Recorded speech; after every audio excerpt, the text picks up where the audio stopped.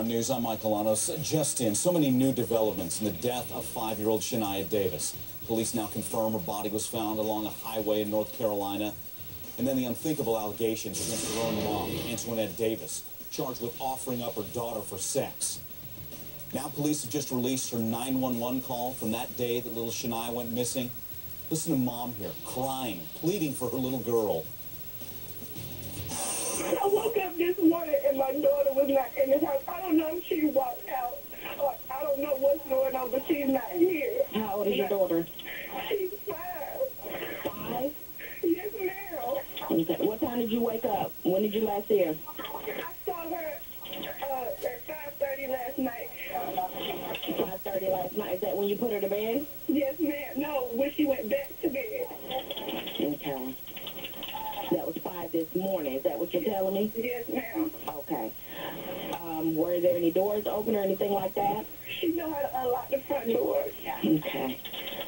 What is her name? Shaniya Davis. There you have it. And just moments ago, we heard from Shaniya's dad.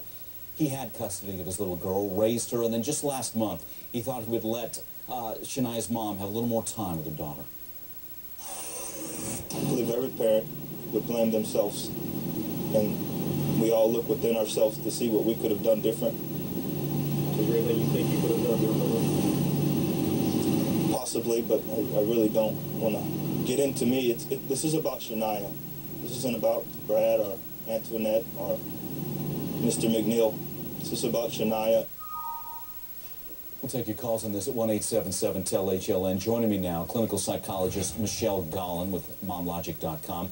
Also with us, Mark Aguilar, criminal defense attorney, former prosecutor, and Michelle Sagona's with us, investigative journalist with MichelleSagona.com. Michelle Sagona, let me start with you.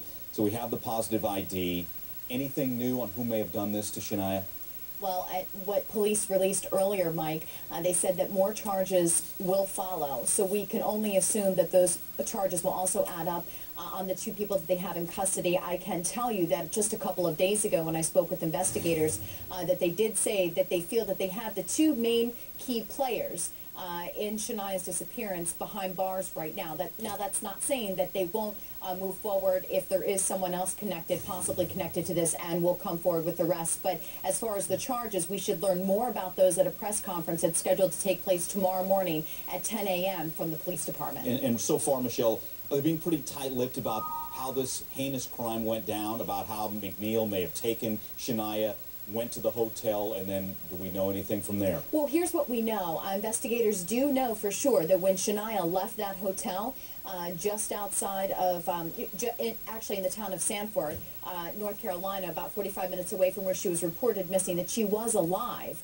What they're not saying is when they think that she was actually killed and then dumped off onto the side of the road about 7 miles away from the surveillance pictures that you see on your screen right now. That is from that hotel that she was last seen with Mario McNeil last week. Right, and it's so heartbreaking to see that. It is. Let's listen to a little more of the 911 call. This is, again, Shaniya's mom talking about who was at home at the time. It's sort of a point of contention, how many people lived there.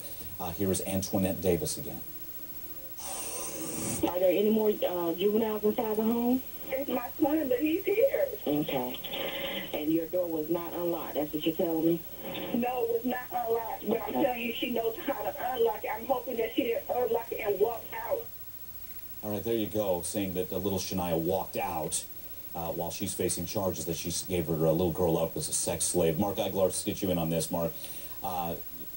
These 911 calls aside, and we now know little Shaniya is dead, what charges are we looking at for Mom here and also Mario McNeil, the man accused of kidnapping Shaniya?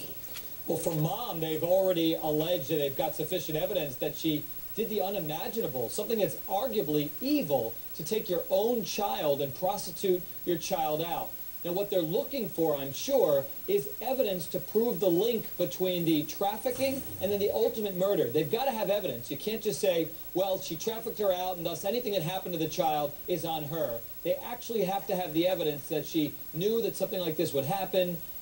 With him, they're doing the same thing. If he was involved in the actual execution of this child, you're going to expect to see first-degree murder charges on him. Okay, well, spell that out for us. Okay, so Mark, let's say that whoever did this it was a planned deal that McNeil delivered to whoever killed Shaniya. And that's the person who did it. And Mom knew and McNeil knew. Does that mean murder charges like that? Absolutely. It makes these 911 calls even more troubling. Because just think of the level of depravity that she had to possess to, number one, put her child in that position, allegedly, but secondly, then to do the 911 call and put herself up for the Academy Award. It's just pathetic if that's what happened. Well, when we come back, we're going to take a quick break. We'll talk to a clinical psychologist, Michelle Gollin, about that. How do you put on this act, allegedly, knowing full well you've sold your little girl as a sex slave? We'll take your calls as well, 1-877-TEL-HLN.